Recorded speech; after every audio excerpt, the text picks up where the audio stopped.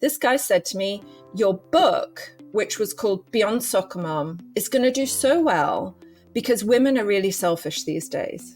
But quite the opposite is true. It's important that you thrive for your child. You are not here to be a martyr and to sacrifice yourself to your child. Welcome to the Minimal Mom Podcast. Dawn reaches 1 million women each month with practical tips to simplify your home. Today, Dawn is joined by Leonaura Rhodes, a physician turned life coach specializing in life design, brain health, and mental fitness. She has worked with thousands of people from all walks of life, from movie producers, CEOs, and physicians to stay-at-home parents and parents of children with special needs. She is passionate about helping people overcome stress and create the happy, healthy, fulfilling, abundant lives they dream of. Well, Leonora, so glad to have you with us today. Why don't you tell us a little bit about your professional and your personal background? And then we are going to talk all about mom care, self-care, but also we've had a fascinating conversation too about simplifying spaces for kids and older kids and the profound impact that can have on them. So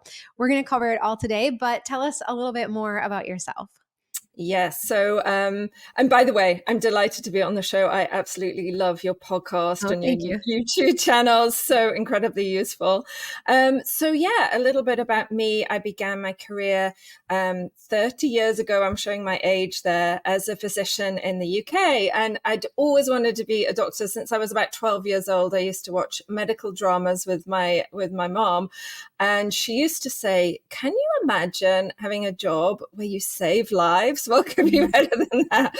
And I was a bit of a sucker for a line like that. So, so I ended up becoming a doctor in the UK, and I did 3 years of hospital medicine, including pediatrics, and then I went into the community. I was a general practitioner in the UK, so that's kind of internal medicine for adults and kids, and it had been my dream since I was 12, and I absolutely hated it. It was awful. Yeah.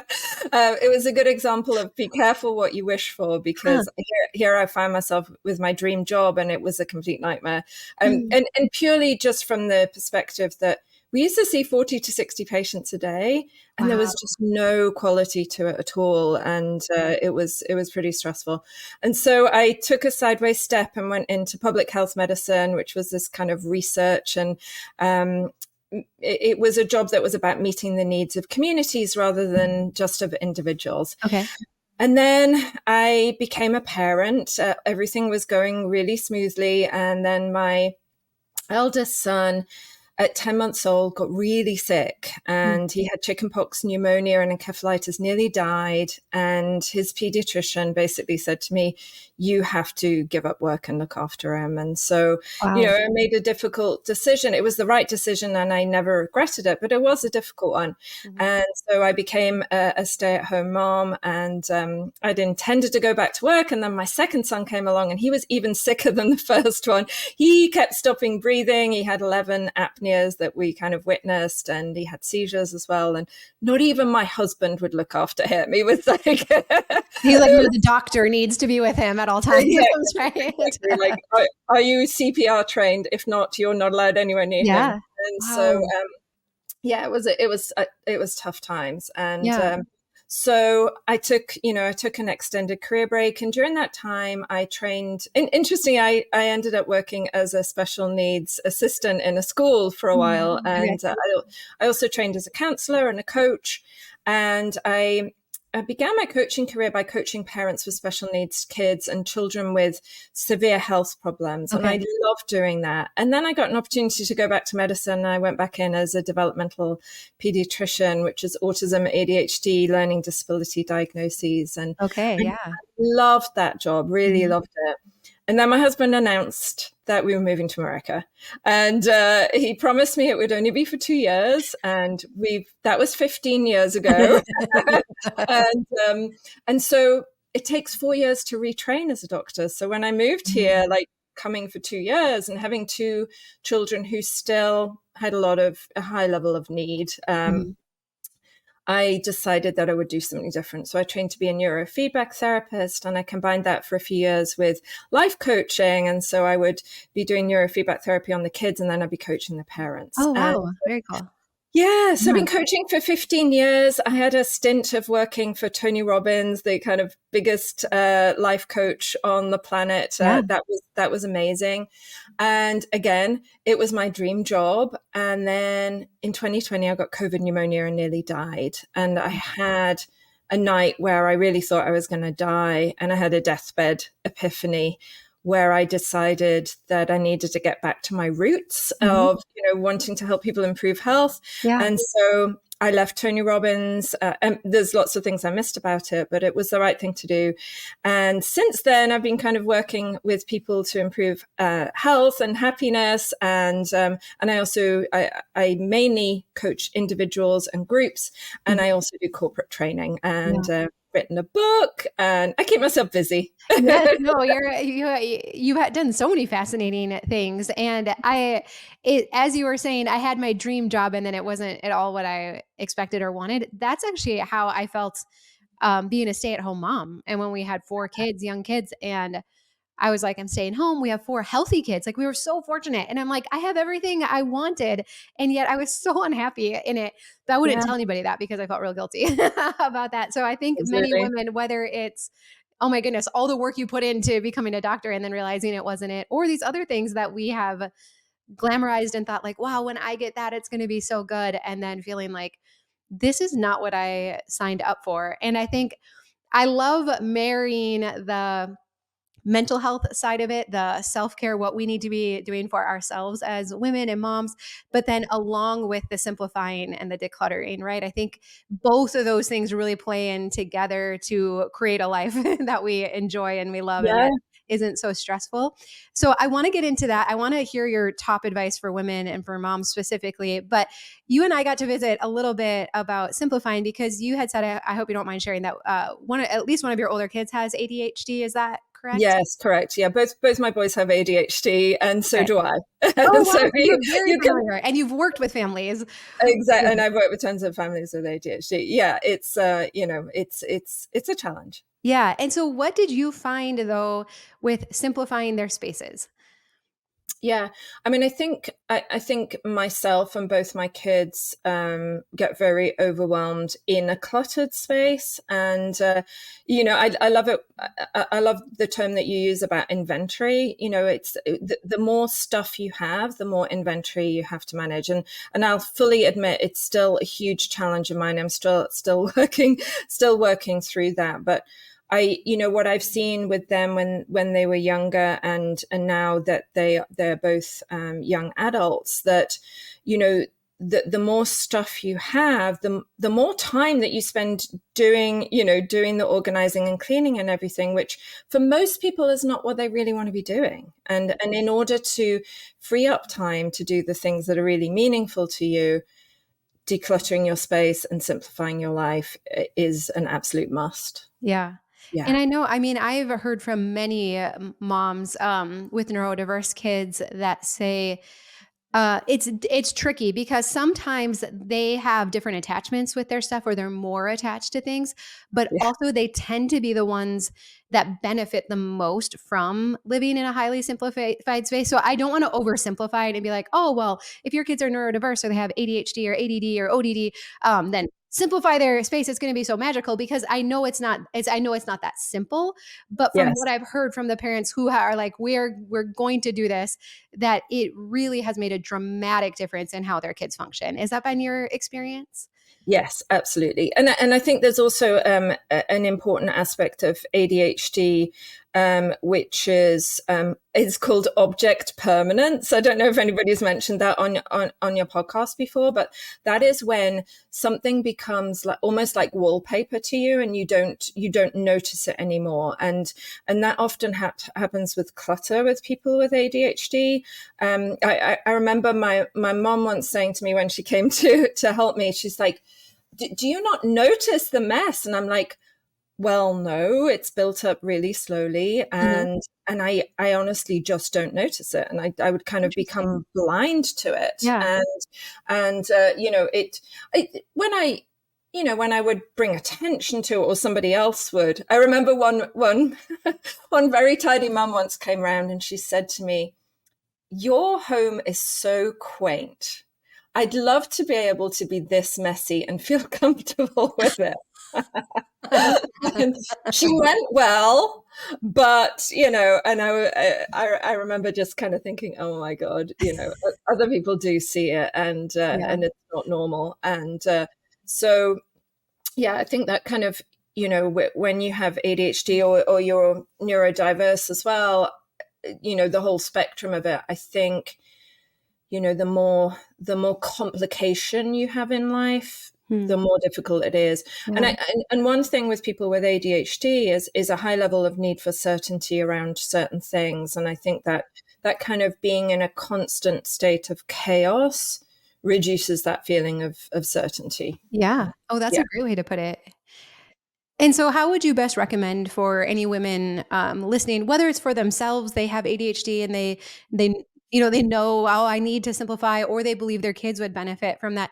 Do you have any tips for those with ADHD to try and tackle this? I think you have to kind of find what works for you. And I love that on your, on your podcast and your YouTube channel, you suggest lots of different things, because it's similar with time management. I teach people a lot about time management.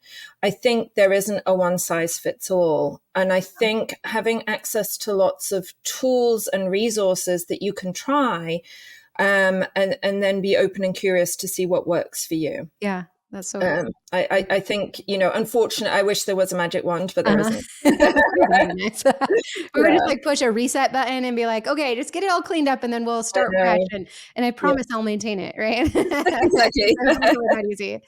Well, let's switch gears a little bit, because I know you have so much wisdom around helping moms and women. I mean, the word that floats around so much now is anxiety. I don't know if I know hardly any women that don't suffer from anxiety. It seems to be more common than not these days, at least maybe not chronically or always, but bouts of it and it from time to time. And so where do we begin as moms to start to remedy this in our lives? Yeah. I mean, I think it needs to begin with recognizing how important it is. Whenever I'm coaching anybody, I always say to them, you first have to tap into what is the higher sense of purpose of doing something for you, like what's in it for you, because that then increases your motivation and also the dopamine you get from doing whatever it is, which is super important in ADHD.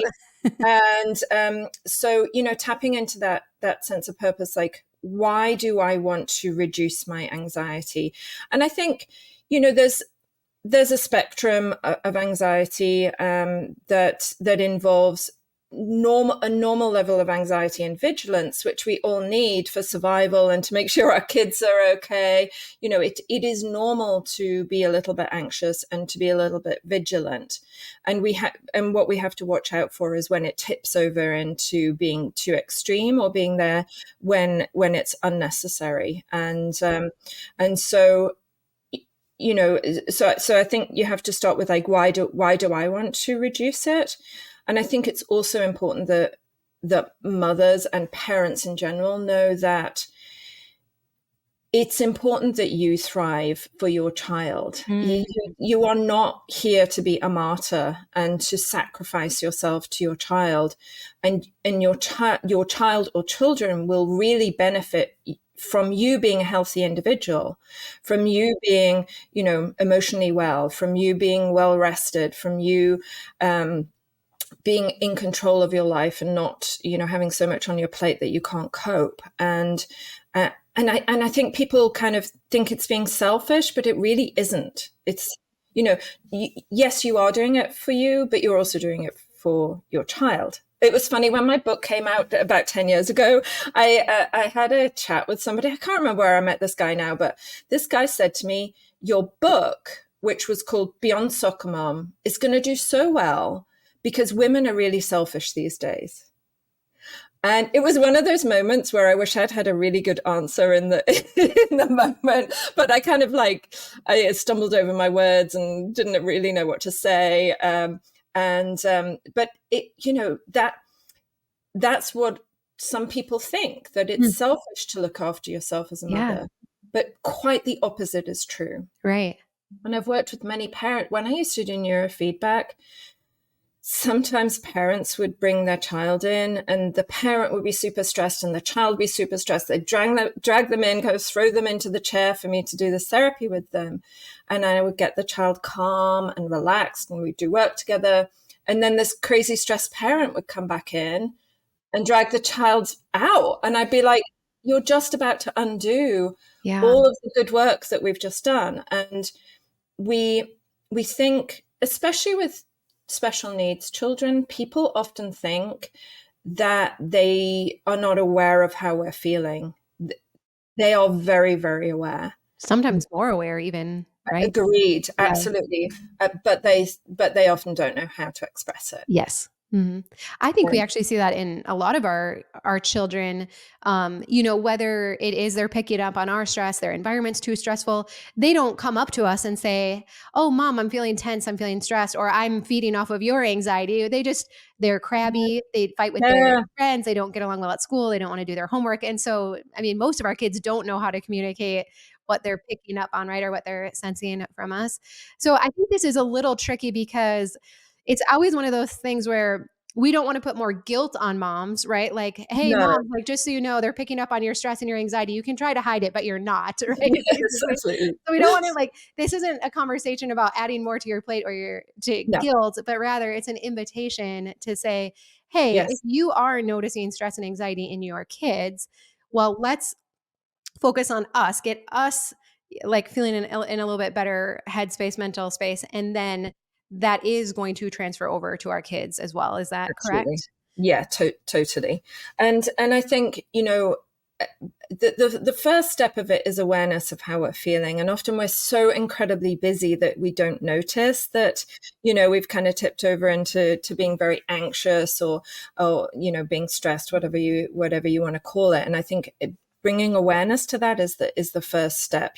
Where am I on the kind of anxiety scale, and stopping, and when you realize it's cranking up, pausing and saying, before I move on, I'm just going to take, and by the way, when I used to do neurofeedback therapy, I'd be looking at people's brainwave activity. Do you want to, I imagine many aren't familiar with what neurofeedback is. Do you want to explain what it is real quick? Because it's fascinating, the work you were doing. Yes. So neurofeedback therapy, I don't do it anymore, but it's a fascinating therapy where you basically put a cap on a person's brain and you look at their brainwave activity. And then you can train them to get into a different brain state by giving them feedback. And the feedback's often very simple. It's kind of the brightening of a video that they're watching, or they might be playing a really simple video game and they'll do better in the video. I used to have one that was Pac-Man, and the little Pac-Man would go faster if you were in the right brain state.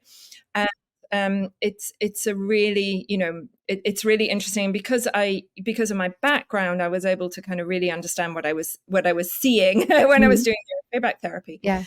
And I actually stopped doing it because I started teaching mindfulness.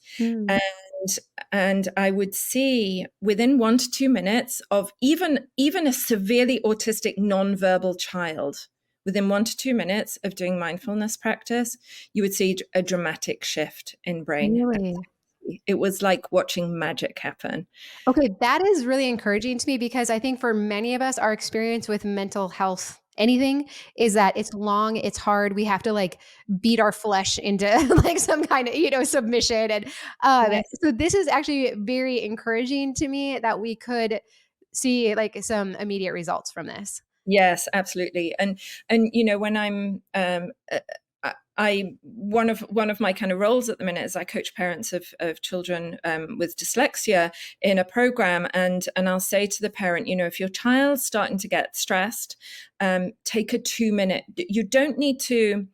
Often the child doesn't want to stop because then they're going to have to come back. So you don't need to stop, but just take a 2-minute pause, do some mindfulness practice, stay in place, and that will have a dramatic impact. It will bring, it will bring the anxiety or the stress or the anger, frustration, whatever the negative emotion is, it will bring it down. So what is, as a mom or woman, what would be a mindfulness practice that I could do if I'm like, okay, I'm recognizing I just had something stressful happen, or it's just been a long day and I'm just feeling that, just like that buzz of like a little bit of anxiety, a little bit of stress, like things aren't right right now. I can't just fully relax. What's a mindfulness practice that we could do? Can I quickly show you one? Please. Yes, absolutely. Yeah. This is one of my favorites, and kids love it, and so do adults. So I do this with corporations as well. So bring your fingertips together and start to rub your fingertips together with such intensity that you can feel the ridges on your fingertips. And you can close your eyes if you wish. So feel the ridges, feel the fingerprints on the tips of your fingers.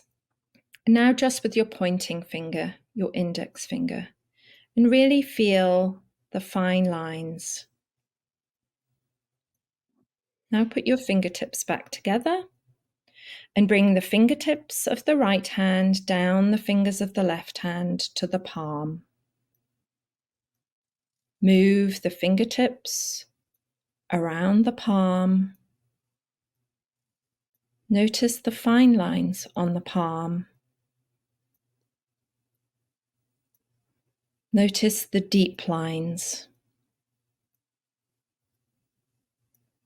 Notice the temperature and any sensations.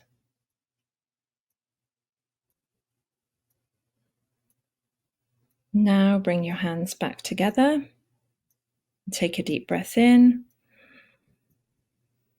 Breathe out. Breathe in and breathe out. And now I want you to rub your hands together to create some warmth. Feel the heat as you rub your hands together. Open your eyes if they're closed and shake it out. Wonderful. So that is a mindfulness practice that, as I say, most people absolutely love it. Not I've never noticed that sensation, even of just rubbing your fingertips together was, I would never would have known what that would even feel like. That's fascinating.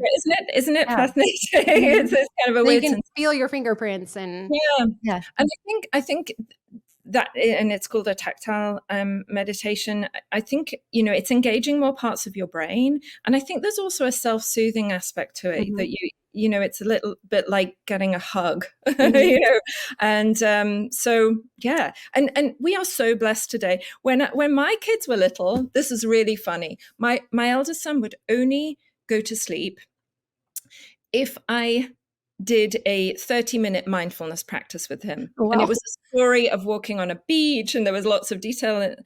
And then I eventually had the idea that I could record it on a tape. Showing my age again. And so we did, and then I got my time back in the evenings again. But today you can go on YouTube, and there's a gazillion different mindfulness practices. And I believe that there's a mindfulness practice for everybody. Yeah. And, we are blessed today. There's some programs that are just for kids. There's paid programs, there's free programs. And it really is a multi-tool for stress and anxiety and suffering. And so I highly recommend it. Yeah. I love that. That's fun. And yeah, they're so open-minded about these things, right? Like, it's just so fun to have some of these tools that we can pull out then to do with them, and that we can do together. And we can be more aware of where they're at, where we're at, who needs it. Probably most days we all need it. So absolutely. What are some other things that as women we could be prioritizing to make sure we're fully taking care of ourselves? Yeah. I mean, I believe that every now and again we have to kind of take a look at our life and decide who we are, because our identity is shifting all the time. Who you are today is not the same person that you were 5 years ago, and probably not even the same person you were a year ago. Yeah. And what will make you happy, content, fulfilled, feel good about yourself today is different than it was before. So I'm a big believer in frequent reflection on, who am I and what do I want from life? And then if you discover that there's things that you don't like about yourself or about your life, that you then intentionally decide on what you want to change. Yeah. And I encourage people to dream big, audacious goals with a big dose of realism. Let's face it. One of the parents that I was coaching recently has 10 children. You know, she's like that. She is going to be limited in what she can change. Yeah. So you need a big dose of realism, but you know, but still we can still want a better life for ourselves, and we can get clear about what that is, and that then helps us prioritize. So say you feel unhealthy, which I've had times when I've really neglected my health. You know, you decide, I want to feel healthy. I want to feel more energetic. I want to be able to run around with my kids and not be out of breath, or not dread having to. I used to dread my husband saying, "Shall we go for a walk to the park?" Because I was so exhausted. And, you know, and so having decided what you want to change, it then gives you motivation to prioritize things and say, you know, spending 30 minutes a day exercising or doing some self-care stuff. And by self-care stuff, I'm not talking about getting your nails done. I'm talking about things that really nurture you and lift you up. You know, 30 minutes invested in a day in you is going to give you a massive return on investment. And it's going to give your family a return on investment as well. Yeah. No, that's so good. I also I've sometimes, you know, so many things creep into our schedule and with kids and our own commitments. And I sometimes like to just stop and imagine, what if I cut everything out? What if I just told everybody, I'm sorry, I can't do that. The kids can't do this. Just cut everything out. And then only added back in the things that I really want to do in this season, or really feel like are a good fit in this season. And sometimes just the act of imagining what that would be like, what would it be like to, you know, cut out this commitment or tell these people, I'm sorry, I can't do this anymore. Just imagining it, not even just saying like, you don't have to act on anything, nothing. It's just like, we're just going to play pretend for a little bit. What would it be like if you didn't have to go to that thing you don't want to go to anymore? I've been amazed at then how that has given me permission to actually proceed forward with that, of just that simple act of imagining what it would be like not to have that commitment anymore, or my kids not to. Because a lot of the times these things come in without a lot of thought. We agree to things really quickly. We feel pressure into agreeing to something. And so to give ourselves permission to start with a clean slate, we don't really generally get that opportunity. No. And I was watching one of your videos the other day where you talked about kind of completely clearing a space and you know, living with it clear for a bit. And I think, you know, we need to do that with our lives as well. Our lives today, especially as mothers, are so much more complicated than, say, my grandmother's life was. And it's not that good for us. We weren't designed to live this life. Yeah. We are still wired like when we were cave people. Yeah.